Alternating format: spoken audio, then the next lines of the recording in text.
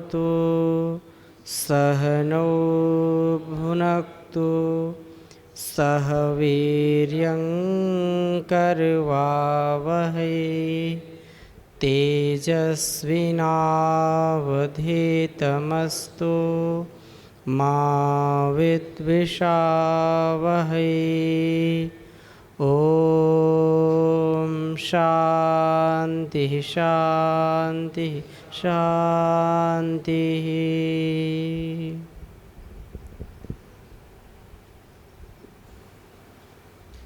वेद विद्या जो हमारे लिए अत्यंत महनीय है, उसमें वेदांत विद्या, आध्यात्म विद्या, आत्म विद्या कहें इसको, रहस्य विद्या कहें इसको, अत्यंत ही हमारे लिए महनीय है। यह जीवन के उत्कर्ष के लिए, संसार में अपने दिव्य जीवन, दिव्य समाज के निर्माण के लिए उपनिषदों का ज्ञान जो हमारे हर प्रकार से कल्याण करने वाला है, हमारे दुर्गुणों को, दुर्व्यसनों को, दुर्व्यवहारों को, अंदर की जो कमियां हैं उनको दूर करने का यह उपाय है।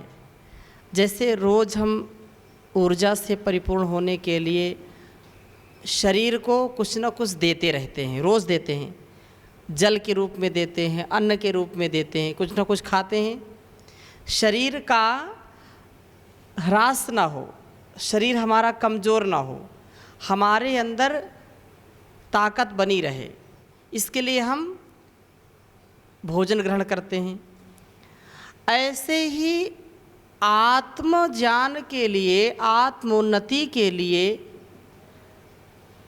यह आवश्यक है कि रोज़ हम कुछ ना कुछ ज्ञान का पान जरूर करें, ज्ञान का आधान जरूर करें। ऐसा ज्ञान जो हमको ईश्वर की ओर ले जाता है, ऐसा ज्ञान जो हमको संसार के आकर्षण से बचने का सामर्थ्य देता है, ऐसा ज्ञान जो हमारी इंद्रियों पर हमारा अधिकार देता है, उनका नियंत्रण करने का सामर्थ्य देता है। अतः यह उपनिषद जो हम ईशोपनिषद, केनोपनिषद और कठोपनिषद का पहला अध्याय, पहली वल्ली का स्वाध्याय कर रहे हैं। नचिकेता ने आचार्य के पारितोषिक को प्राप्त किया। 2 वरों में से एक वर उनको अतिरिक्त मिल गया कि जो नाचिकेता अग्नि है, जो स्वर्ग अग्नि नाचिकेता अग्नि के नाम से जानी जाएगी, ऐसा उन्होंने वरदान दिया कि यह विशेष रूप से आज से आपके ही नाम से यह अग्नि जानी जाएगी। तो इसलिए कहा है कि इसका स्वर्ग की प्राप्ति किन किन कर्मों से होती है और किन किन साधनों के अनुष्ठान से होती है, इसका विस्तार से वर्णन कर रहे हैं। और 17वें श्लोक में कहा, त्रिनचिकेतास्त्रिभिरेत्य संधिं त्रिकर्म कृतरति जन्म मृत्यु ब्रह्मजज्ञं देवमिड्वं विदित्वा निचाये मां शांतिम अत्यंतमेति। कहा कि त्रिनचिकेता त्रिभिरेत्य संधिम त्रिकर्म कृत तरति जन्म मृत्यु ब्रह्मजज्ञं देव मीड्यम विदित्वा निचाये मां शांतिम अत्यंतमेति। त्रिनाचिकेता जिस व्यक्ति ने मतलब तीन अपने साधनों को संभाल करके, 3 जो सोपान को अच्छी प्रकार से आत्मसात करता है, उसका जीवन अत्यंत महनीय हो जाता है।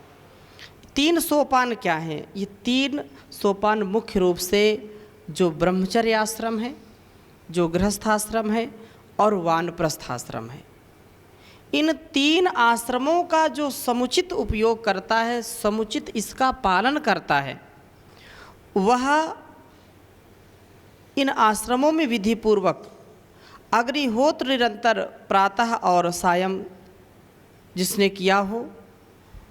तथा त्रिभि एत्य संधिम, 3 संधियाँ, माता पिता गुरु, इनका भी 3, जिन विद्यार्थियों को, जिन मनुष्यों को इन 3 प्रकार के जो शिक्षक हैं उनको उनसे शिक्षा मिली हो, तो वे वास्तव में जो स्वर्गाग्नि है, स्वर्ग की कामना है, उसको वो पूरा करते हैं। महर्षि दयानंद लिखते हैं कि मातृमान पितृमान आचार्यवान पुरुषो वेद, वह संतान संसार में सबसे ज़्यादा सौभाग्यशाली है जिसके 3 उत्तम गुरु, माता पिता और गुरु आचार्य, धार्मिक विद्वान हैं, जो अत्यंत तत्वदर्शी हैं, जो आत्मवेत्ता हैं, वो आत्मज्ञानी अपने संतानों को भी श्रेष्ठ बनाने का महान कार्य करते हैं। तो कहा 3 प्रकार से जो 3 शिक्षकों से उत्तम शिक्षा प्राप्त करता है, अर्थात 5 वर्ष तक जन्म से लेकर, ऐसे तो माँ के गर्भ में जैसे ही संतान का आविर्भाव होता है, संतान कोख में आती है, तभी से माँ उसकी गुरु हो जाती है, और जैसा माँ का आहार विचार व्यवहार होता है वैसी उसकी संतान भी बनती है। तो जिस समय से गर्भस्थ शिशु से लेकर के 5 वर्ष, जन्म के बाद 5 वर्ष तक कम से कम माता के पास जो पुत्र या पुत्री रह करके उसके संस्कारों को, उसकी शिक्षा दीक्षा को आत्मसात करते हैं, और इसके बाद फिर 5 वर्ष से लेकर के 8 वर्ष तक पिता के पास 3 वर्ष, और 8 वर्ष से लेकर के फिर 25 वर्ष तक आचार्य के पास, गुरुकुल में, आचार्य कुल में, जो संतानों का भरण पोषण करते हैं, जो संतानें या शिष्य ऐसे विद्वान आचार्यों की सन्निधि में, माता पिता की सन्निधि में रहते हैं, वे वास्तव में इस विद्या के अधिकारी होते हैं, इस महनीय सुख के आनंद के अधिकारी होते हैं। इसलिए इस बात को कहा है, और ये कहा कि 25 वर्ष तक सांगोपांग वेदों का जो नियमित आचार्य कुल में रह करके सुछात्रावास में रह करके अध्ययन किया हो। आजकल के छात्रावास नहीं, आजकल के छात्रावास तो हॉस्टल हो गए, और हॉस्टल में क्या क्या नहीं होता ये मत पूछिए, मतलब सब कुछ होता है। यद्यपि यहाँ पतंजलि योग पीठ में परम पूज्य श्री स्वामी जी महाराज आचार्य श्री जी का जो तप है, हजारों विद्यार्थी पढ़ते हैं, और हजारों विद्यार्थी अलग अलग प्रांतों से आते हैं। यहाँ सुबह से सायंकाल तक, चाहे पतंजलि गुरुकुलम हो, चाहे वैदिक गुरुकुलम हो, चाहे आचार्य कुलम हो, चाहे विश्वविद्यालय हो, योग से दिनचर्या आरंभ होती है, योग और यज्ञ अनिवार्य है। तो ये जो दिनचर्या गुरुकुली दिनचर्या होती है, सुछात्रावास जहाँ पर छात्रों का निर्माण होता है, उनके निर्माण से राष्ट्र निर्माण होता है। अच्छा सच्चा वातावरण, अच्छा सच्चा गुरु, अच्छा सच्चा विद्यार्थी होता है तो कभी भी अकल्याण नहीं होता, सदा कल्याण ही कल्याण होता है। तो कहा कि इस प्रकार से जो सुछात्रावास में रहकर के अध्ययन किया हो, और त्रिकर्मकृत अग्निहोत्र द्वारा देवताओं की पूजा, वेद शास्त्रों के जो जाता हैं उनकी सेवा, सत्संग और वेदोक्त यज्ञ याज जो करते हैं, राष्ट्र की सेवा के लिए, संसार की सेवा के लिए जो अपने यथाशक्ति दान भी किया करते हैं, 3 कर्म जीवन में किए हो, वो जन्म मृत्यु तरती, ऐसा व्यक्ति आवागमन से छूट जाता है। मृत्यु तो यद्यपि आनी जानी मृत्यु आती है, फिर हमको जन्म मिलता है। जन्म और मृत्यु तो एक जैसे रात्रि और दिन होते, सूर्य अस्त होता है और सूर्य उदय होता है, ऐसा होता है। परंतु जब हम इस जीवन की जो अंतिम मांग है, मुक्ति की जो अवस्था है, उसमें हम जब पहुंच जाते हैं तो फिर यहाँ का आवागमन छूट जाता है। आचार्य शंकर लिखते हैं, पुनरपि जननम पुनरपि मरणम पुनरपि जननी जठरे शयनम इह संसारे खलु दुस्तारे कृपया पारे पाहि मुरारे भज गोविंदम भज गोविंदम भज गोविंदम मूढ़मते। बार बार जन्म लेना और बार बार मरना, पुनरपि जननम पुनरपि मरणम पुनरपि जननी जठरे शयनम, माँ के गर्भ में जठर में कोख में आकर के फिर उल्टा लटक जाना, ये बड़ा कठिन है। यह संसारे खल दुस्तारे, जब माँ के गर्भ में जीवात्मा होता है संतान के रूप में तो बार बार पश्चाताप करता है कि अब इस बार मैं जन्म लूँगा तो बहुत अच्छे कर्म करूँगा, बहुत श्रेष्ठ कर्म करूँगा और जन्म मृत्यु से पार चला जाऊँगा, मुक्ति को प्राप्त करूँगा, ऐसा वो संकल्प करता है। लेकिन जैसे ही जन्म होता है और धीरे धीरे आयु बढ़ती है तो जैसे जैसे इस लोक का, इस संसार का ज्ञान उसको होने लगता है, उसी में वो फिर मस्त हो जाता है और ऐसा मस्त हो जाता है कि फिर ईश्वर का नाम लेना भूल जाता है, ईश्वर का चिंतन करना भूल जाता है। तो परमात्मा ने संसार बनाया है किसके लिए? अपनी ओर बुलाने के लिए। और हम संसार का कैसा प्रयोग करते हैं? उसको भुलाने के लिए। हम भूल जाते हैं कि नहीं? हम उसको भूले नहीं, हम उसको विसारे नहीं, हम उठते बैठते सोते जागते उसी का नाम जपते रहें, उसी का नाम अपने मन में सदा सर्वदा सर्वत्र लेते रहें, उसके गुणकर्म स्वभाव को। तो ये कहा कि ब्रह्म जज्जम सृष्टि के आदि में मनुष्यों के कल्याणार्थ जिस परम पिता परमेश्वर ने सर्व सत्य विद्यामय वेद जान दिया है, उसको जान करके देवम ईड्यम, उस देव ईश्वर की उपासना करनी चाहिए। स्थितौ तो निश्चय विदित्वा, शास्त्र अनुसार ब्रह्म के प्रकृति और स्वयं के स्वरूप को जान करके अत्यंतम इमाम शांति में थी, अत्यंत शांति परमानंद को प्राप्त करते हैं, मोक्ष को प्राप्त हो जाता है। ईश्वर जीव और प्रकृति यही तत्व ज्ञान है। ईश्वर को जानना, उसके स्वरूप को जानना, प्रकृति के स्वरूप को जानना और अपने स्वरूप को जानना, ऐसा हम जान गए तो फिर संसार की माया मोह से बच जाते हैं, भटकाव से बच जाते हैं। इसलिए यह बात कही है।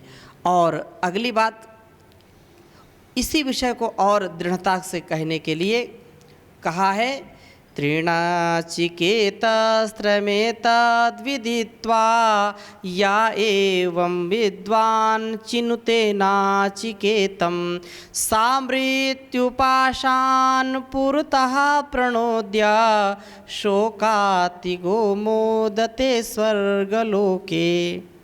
कहा कि एवं या एवं विद्वान, जिस मोक्ष के अभिलाषी ने वास्तव में उपरोक्त तीनों आश्रमों में अग्निहोत्र, माता पिता आदि के सानिध्य से उनकी सेवा और आज्ञा पालन पूर्वक शिक्षा ग्रहण की हो और ब्रह्म के स्वरूप को यथावत जान करके उपासना की हो, वास्तव में वह ही मृत्यु के पास से बच जाता है।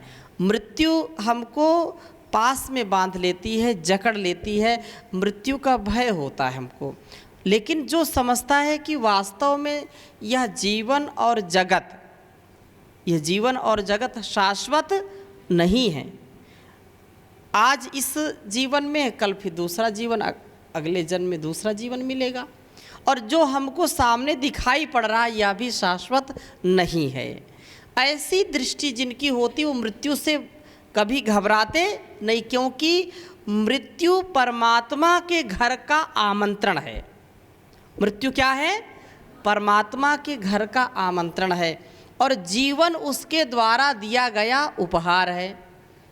जीवन क्या है? उसके द्वारा दिया गया उपहार है और मृत्यु उसके घर का आमंत्रण है। इसलिए ऐसा जो विचार करता है वो कभी दुखी नहीं होता है और इस संसार की मृत्यु पास को काट करके दुख से पार हो जाता है, मोक्ष के आनंद में आनंदित रहता है, आवागमन रूप मृत्यु से छूट जाता है। और आगे कहा कि दूसरे वर्ग का उपसंहार करते हुए और तृतीय वर्ग जो मांगने को यमाचार्य अब कहते हैं। अब दूसरे वर्ग तक तो बात समाप्त हो गई। अब आगे कह रहे हैं, एषा ते अग्निर्नचिकेतः स्वर्गो यम वृणीथा द्वितीये वरेण एतम अग्निम तवैव प्रवक्षन्ति जनासा तृतीयं वरम नचिकेतो वृणीष्व। कहा कि अब जो आपने अभी तक 2 वर मांग लिए हैं, 1 वर और अतिरिक्त मिल गया है।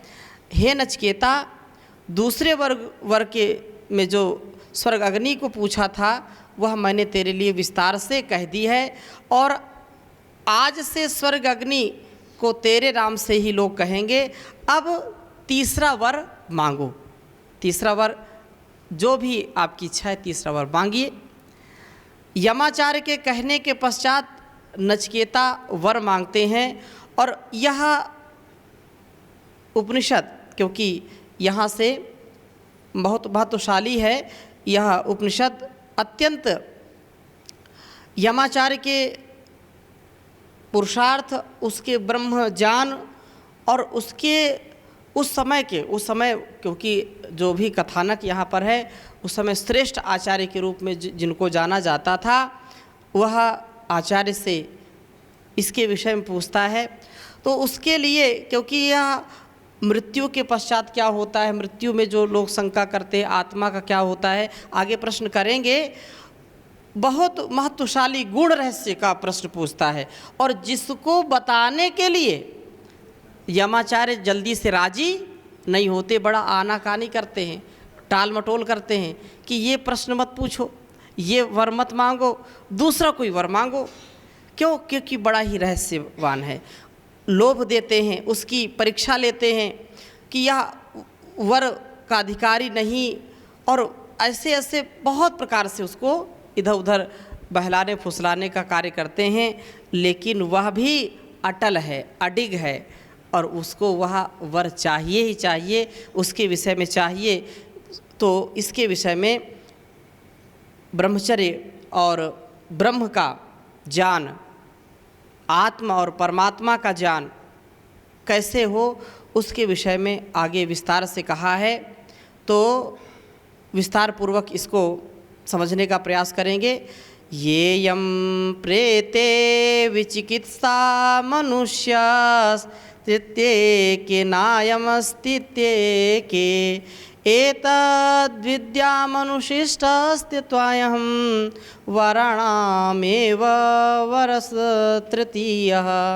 कहा कि जो हे यमाचार्य प्रवर या यम प्रेते विचिकित्सा, जिस इस संदर्भ में बड़ा लोगों में भय और संशय रहता है, कोई कुछ कहता है कोई कुछ कहता है, बात समझ में हमको आती नहीं है।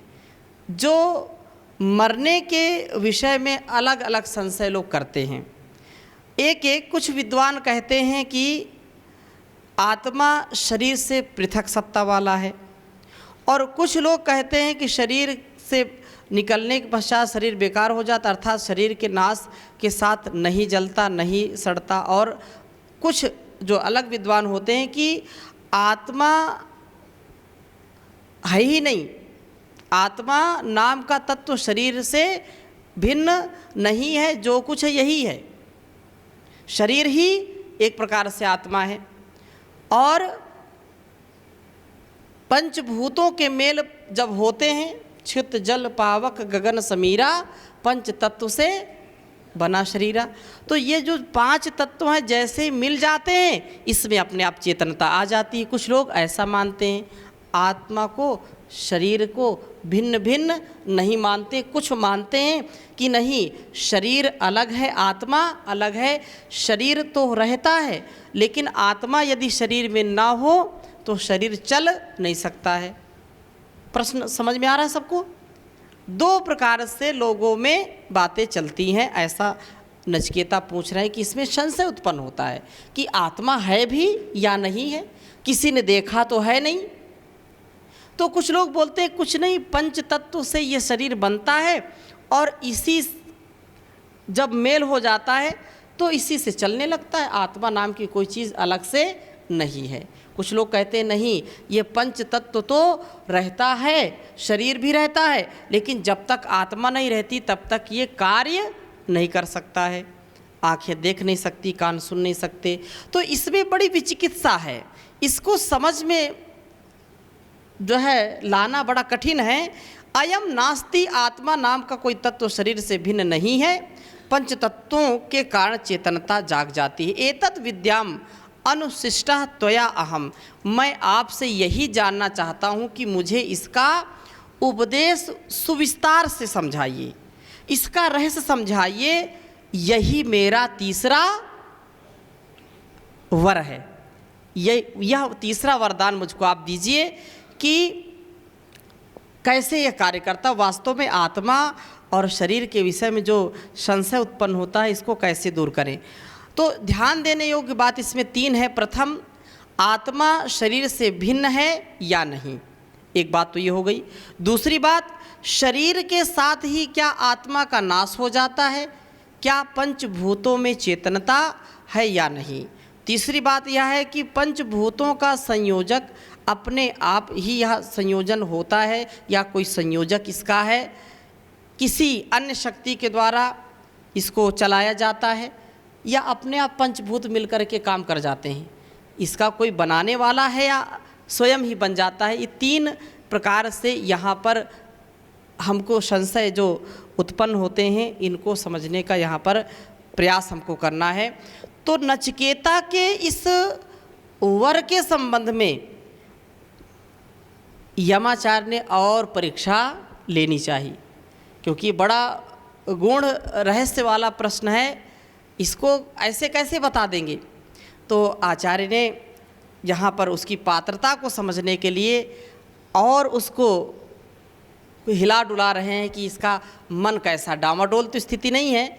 तो कहा, देवैत्रापि विचिकित्सं पुरा नाहि सुविज्ञेयमणुरेश धर्मः अन्यं वरं नचिकेतो वृणीष्व मामोपरोत्सीरति मां सृजैनम्। कहा कि मामा उपरोत्सीहि देवैः अत्र अपि पुरा विचिकित्सिकम्। कहा कि हे नचिकेता, देवैः अत्र अपि पुरा विचिकित्सितम, उपरोक्त वर के संबंध में कि आत्मा है या नहीं है इत्यादि विषय में बड़े बड़े विद्वानों के मतभेद हैं। और जो वेदों के विद्वान थे और जो वे तो आत्मा का अस्तित्व, ईश्वर और प्रकृति का अस्तित्व मानते हैं, समझते हैं, जानते हैं, और उनके मत में वास्तव में जो व्यवहारिक सत्य है, जो त्रैत है, आत्मा, परमात्मा और प्रकृति, वो तो इसको मानते हैं, समझते हैं। और जो इसके जाता नहीं हैं, न वे परमात्मा को मानते हैं न आत्मा को मानते हैं, और कहते हैं कि ये 5 भूत स्वयं सृष्टि का रूप ले लेते हैं। ये 5 भूत ही स्वयं अपने अस्तित्व को प्रकट करते हैं इस सारे संसार में। आत्मा परमात्मा नाम की कोई चीज़ नहीं है। और यह इसमें तुम ज़्यादा मत फंसो, इसके चक्कर में बहुत विद्वानों ने खूब चर्चा की, परिचर्चा की, इसका लाभ मिला नहीं है। इसलिए इस प्रकार के आज के विद्वानों के बीच में भी यह प्रश्न उलझ जाता है। इसलिए इसे मत पूछो, माँ उपरोत्सी ही, मुझे अधिक बाध्य मत करो इसके लिए।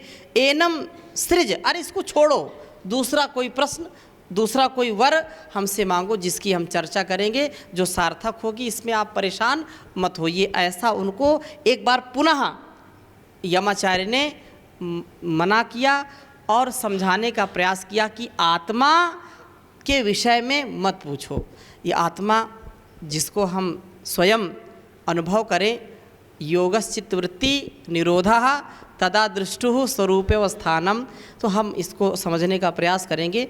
आगे का प्रकरण बहुत ही रुचिकर है, इसको भी आगे हम पढ़ेंगे। आज की कक्षा को यहीं पर विराम देते हैं।